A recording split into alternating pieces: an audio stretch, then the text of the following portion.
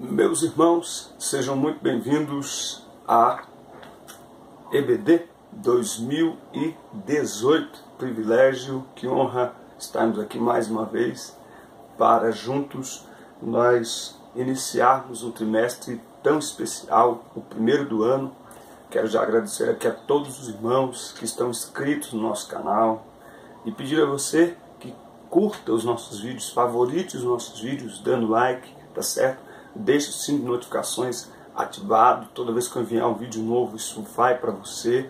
A programação do meu canal está no feed Boas-Vindas, segunda EBD, Jovens, Juvenis e Adolescentes.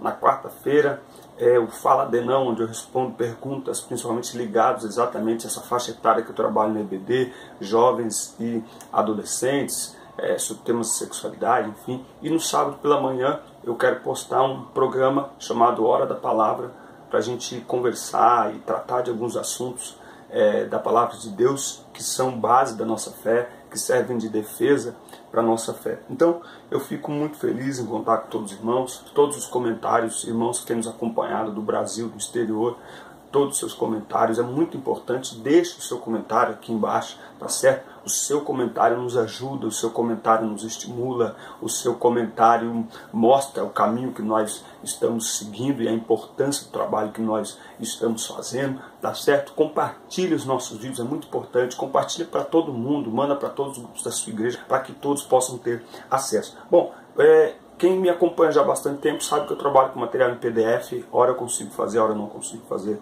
Mas eu decidi fazer, porque como são 3 aulas, isso toma muito tempo. E esse material em PDF, ó, eu até baixei, tá aqui ó, no celularzinho, tá? Ou seja, esse material em PDF você pode mandar para os seus alunos, você baixa no celular, baixa no tablet, baixa no computador, usa aqui na tela do computador, faça em PowerPoint, salve em PDF, salve em JPEG. Tá aqui esse material que eu sei que ajuda muitos professores, tá certo? Então eu conto com você, compartilhe os nossos vídeos. Se você está chegando agora, ainda não é inscrito no canal, inscreva-se no canal, isso também é muito importante. Vamos então à aula da EBD aqui no canal Fala Denão, mas antes, roda a vinheta.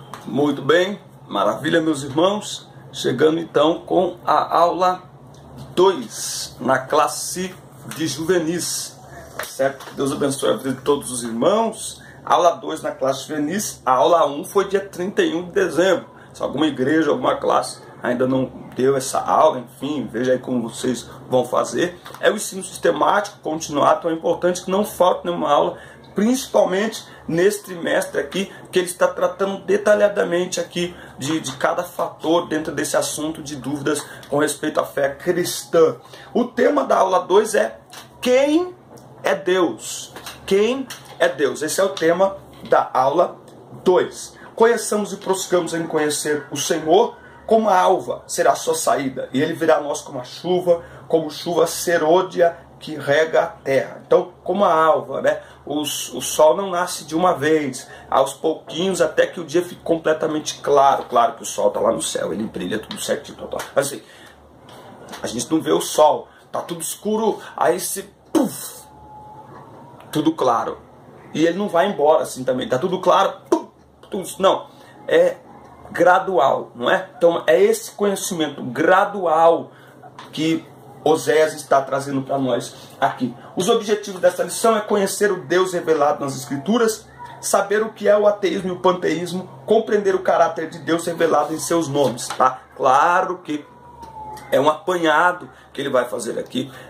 Posso criticar uma coisinha assim bem pequenininha, mas quem estuda um pouquinho sabe que não tem como a gente estudar a fundo o que é o ateísmo, panteísmo, os nomes de Deus numa lição só. Então o que é muito importante numa lição como essa? Que você pega aí teu celular, tem grupo de alunos aí da sua EBD, Manda para eles, peça para eles pesquisarem algumas coisas em relação a esse assunto, para que eles cheguem na sala de aula com maiores informações sobre o assunto dessa lição. Então, Deus, mesmo sendo Deus soberano, eterno, divino, maravilhoso, criou-nos para relacionamento pessoal com Ele.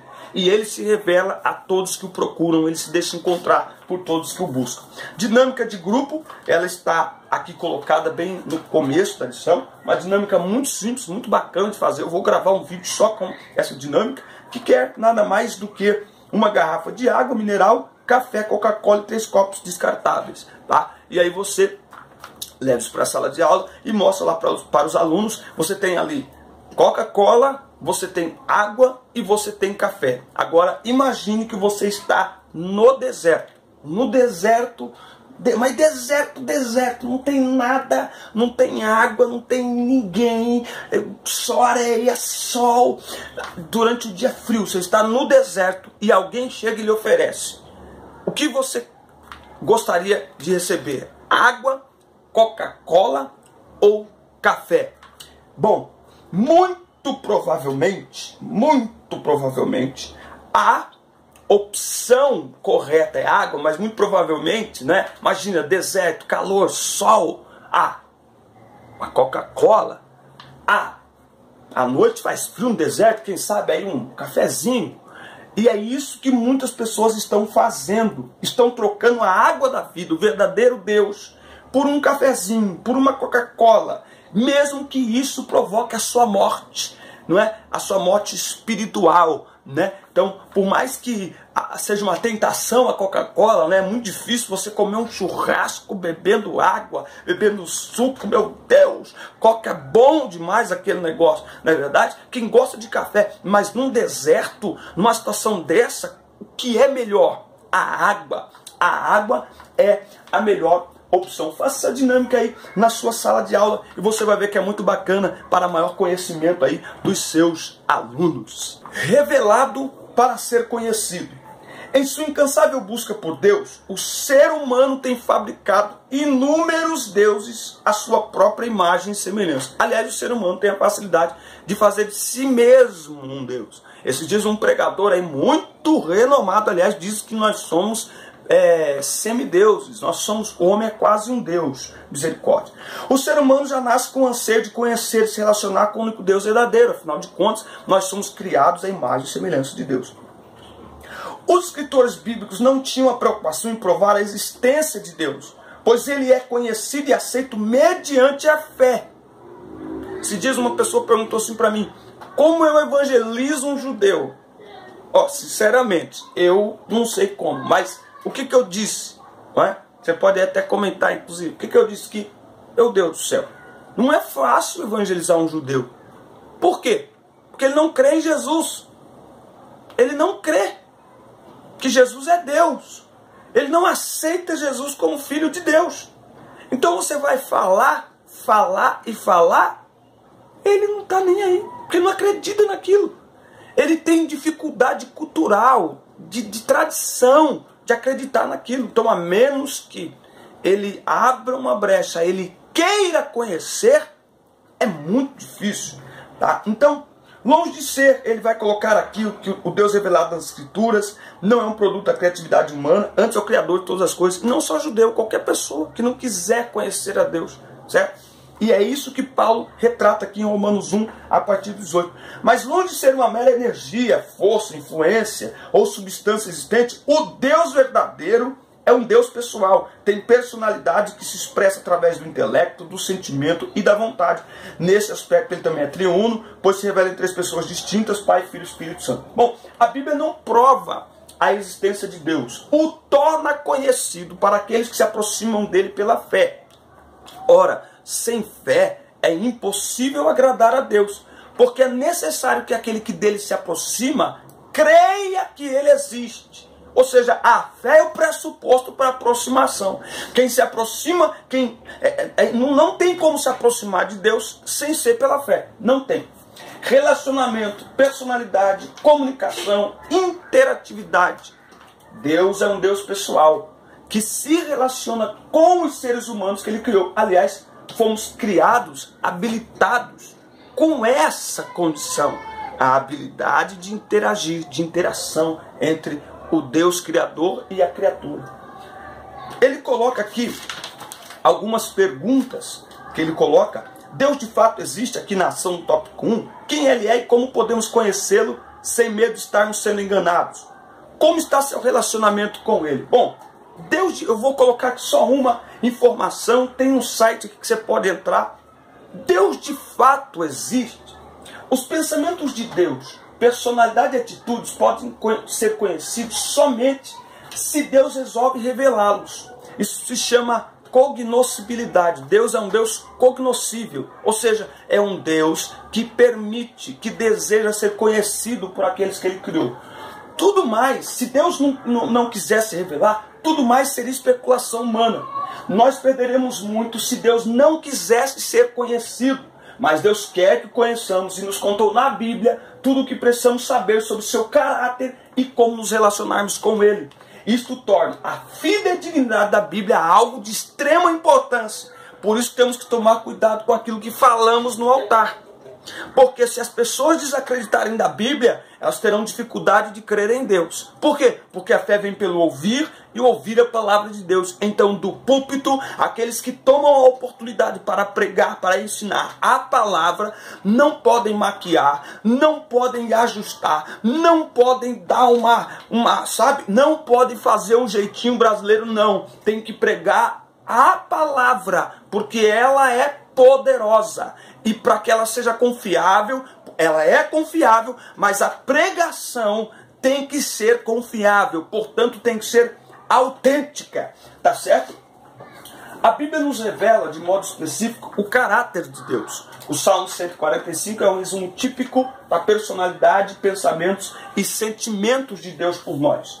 Romanos 1, do 18 ao 32, mostra que o ser humano tem a capacidade de conhecer a Deus, mas por sua livre escolha, pode escolher não buscar, se distanciar, mas Deus está revelado de diversas maneiras para aqueles que desejam encontrá-lo. E aqui eu coloquei duas informações, o que é transcendência e o que é imanência. Transcendência é um Deus sublime, é um Deus superior, não é? É o Criador de todas as coisas, autossuficiente, autônomo. Ele já existia antes de tudo que veio a existir. Ele é antes de todas as coisas, tá certo? Isso é transcendência. Deus é transcendente. Ele é criador de todas as coisas. Mas ele também é imanente. Ou seja, esse Deus soberano, supremo, absoluto, eterno, autoexistente, também interage com os seres que ele criou. Ele não depende da criação para subsistir, mas a criação depende do Criador para subsistir e funcionar. Isso se chama imanência, tá certo? Imanência, permanência, que persiste, que reside na essência, na própria essência do todo. Então, Deus é, ao mesmo tempo, transcendente, mas ele também é imanente. Ele criou todas as coisas, é superior a tudo, mas ele também é imanente. Por isso que a Bíblia diz em Isaías, capítulo 57 e 15, porque assim diz o alto e o sublime, e cujo nome é santo, num alto e santo lugar habito, e também com o contrito e abatido espírito, para vivificar o espírito dos abatidos e vivificar o coração dos contritos, tá certo? Por isso que podemos crer que Deus, na pessoa do Espírito Santo, vem habitar em nós. O que é isso? Imanência. É Deus Todo-Poderoso, soberano, habitando entre os homens e no homem. Entre os homens através de Cristo e no homem através do Espírito Santo. Conhecendo o caráter de Deus, na cultura judaica, diferente da nossa, o ato de dar nome era muito valorizado.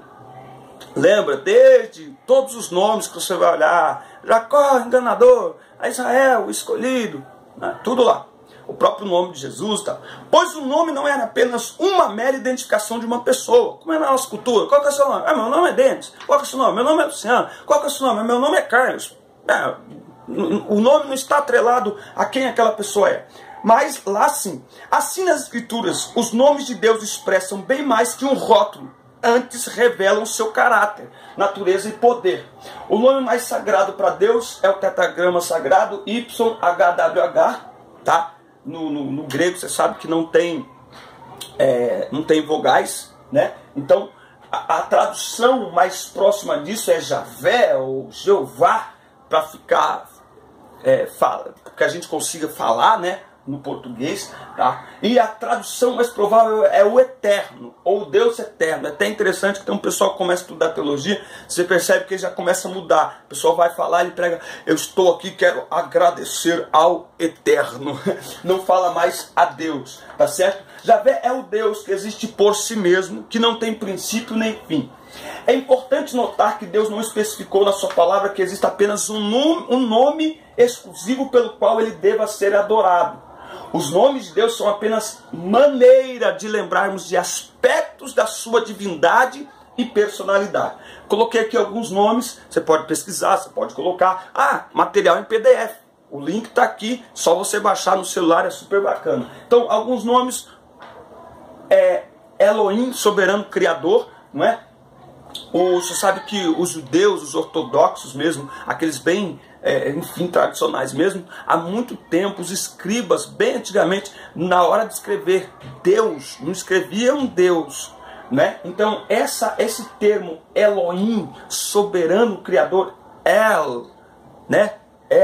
O Senhor, não é? É usado ali na hora de colocar Deus, usava. Há relatos históricos de que alguns deixavam sem escrever nada, tamanha a reverência, e por entender o que esse nome expressa. Então, Elohim, soberano criador, Yahvé, eu sou, El Shaddai, né? Senhor todo-poderoso, Adonai, Senhor, dono. Adonai é uma das formas mais usadas. Jeová Jiré, Deus proverá. Então, veja, esses nomes, eles nos mostram quem Deus é. Então, olha, Jeová Jiré, Deus proverá. Então Deus é a minha provisão, Ele é o Deus de toda provisão.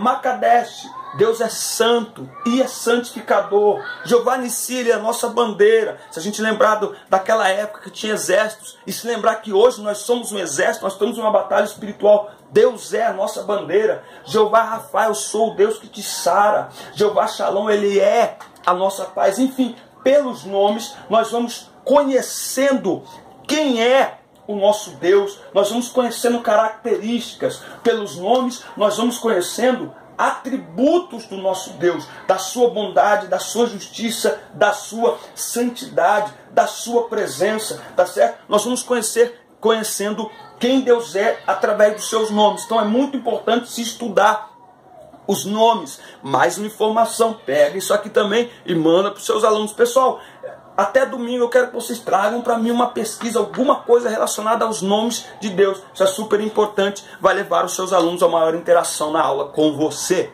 Como as pessoas veem Deus? Para você, quem é Deus? Foi feita uma pesquisa e dentro dessa pesquisa ficou mais ou menos assim. 5% disseram: Deus é um ser pessoal que criou o ser humano e abandonou a própria sorte.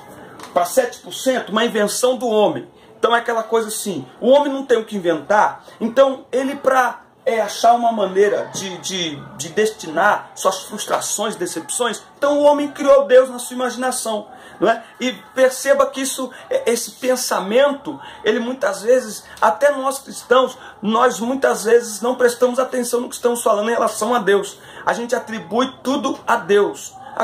Se Deus preparar, isso é Deus, foi Deus. Tem gente que, se eu senti de Deus, eu senti de Deus de comprar uma Coca-Cola.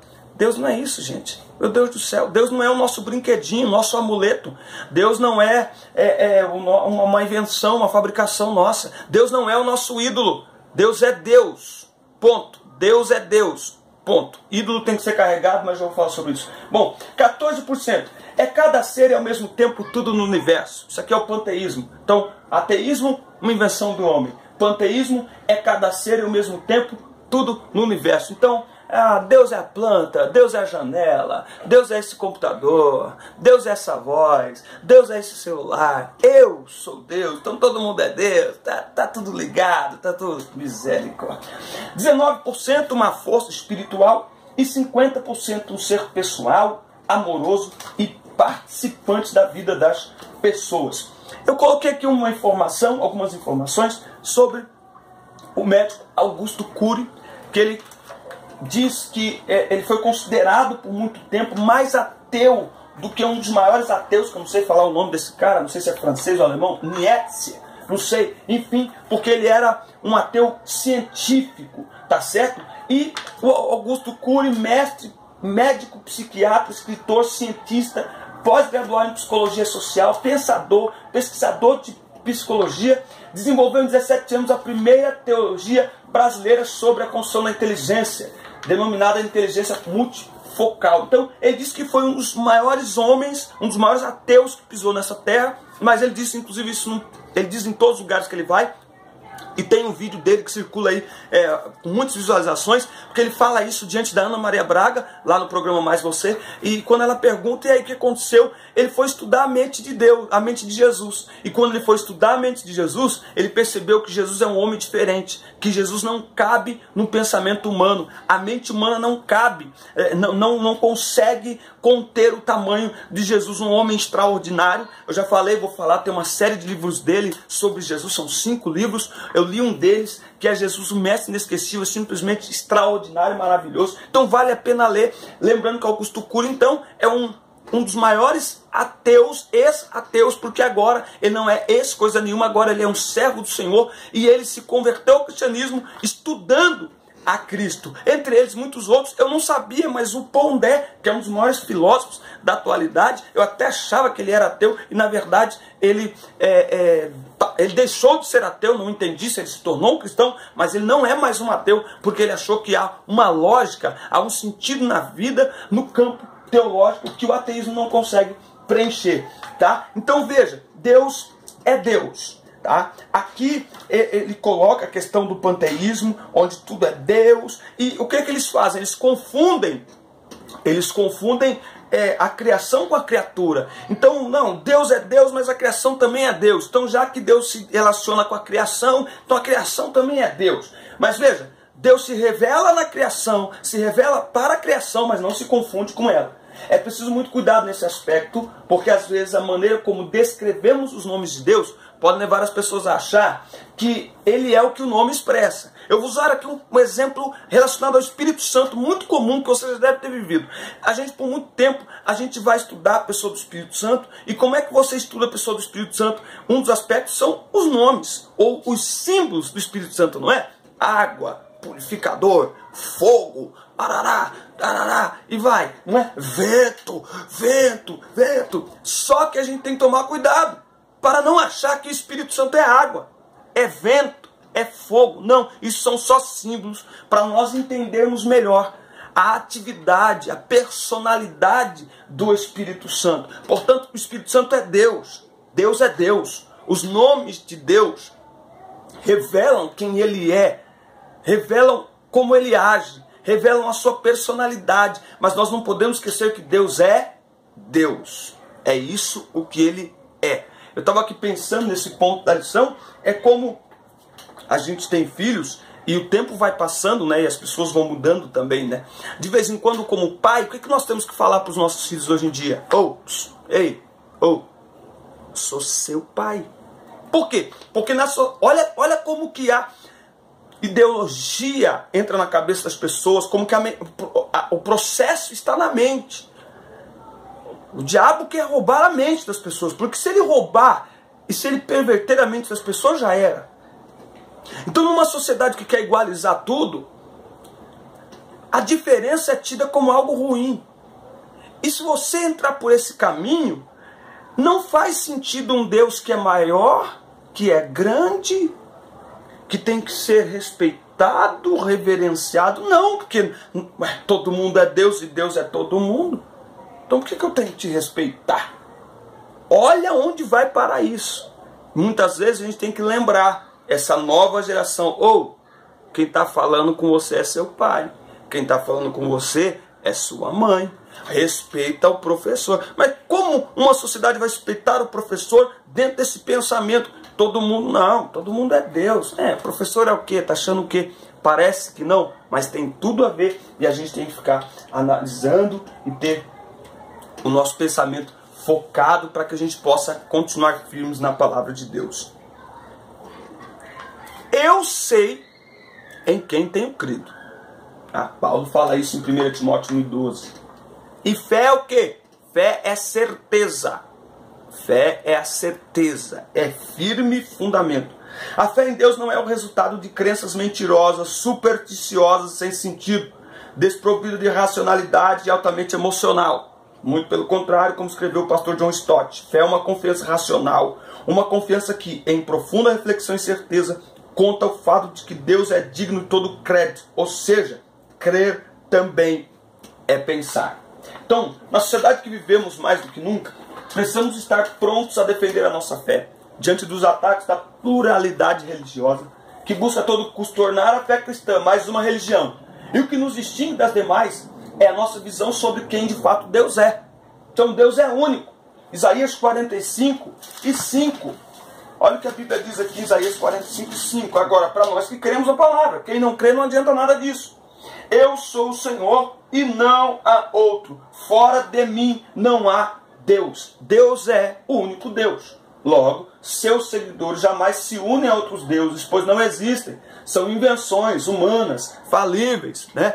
Eu peço desculpas se alguma pessoa, algum religioso, alguma pessoa que adora imagens não gostar do que eu vou falar, mas chega a ser irônico quando a gente vê imagens de pessoas na procissão carregando aquelas imagens de santo e eles estão indo lá, o vídeo está mostrando, está indo, e de repente alguém tropeça, desnivela, desequilibra e aquela imagem, né, toda pomposa que as pessoas estão indo atrás, que as pessoas estão oferecendo as coisas, que as pessoas passam horas e horas na fila para tocar, aquela imagem cai e se quebra, e o olhar de decepção das pessoas é um olhar absurdo, né? Mas como Deus, o nosso Deus, o único que existe, é um Deus verdadeiro, né? Ele diz em si mesmo, olha, eu não habito em tendas, eu não sou feito por mãos humanas, eu não preciso de templos humanos, tá certo? Por quê? Porque Deus é espírito, então ele não precisa ser carregado, ele não pode ser quebrado, ele não pode ser vencido. Eu sinto muito porque não crê assim, mas eu acho que é muito mais lógico essa crença num Deus que criou todas as coisas, não em mais um Deus. E por isso que como igreja nós temos que ter muito cuidado. A nossa relação com as pessoas deve ser muito cuidadosa. Nós não devemos como que eu digo, nós não devemos de certa maneira ser mal educados com as pessoas em relação à sua fé, à sua religião, mas nós não podemos também nos misturar. Esses dias um rapazinho perguntou assim para mim, eu estava falando sobre algumas coisas, falando sobre isso, e falando sobre julgo desigual, e o rapazinho perguntou assim para mim, mas eu não vejo problema nenhum em a pessoa me convidar, eu sendo evangélico, ela me convida para eu ir num outro lugar lá, num centro espírita, por exemplo, e eu ir lá para conhecer um pouquinho, eu não vejo problema nenhum. Falei para ele, amigão, deixa eu te falar uma coisa, ou a gente é ou a gente não é, certo? Então,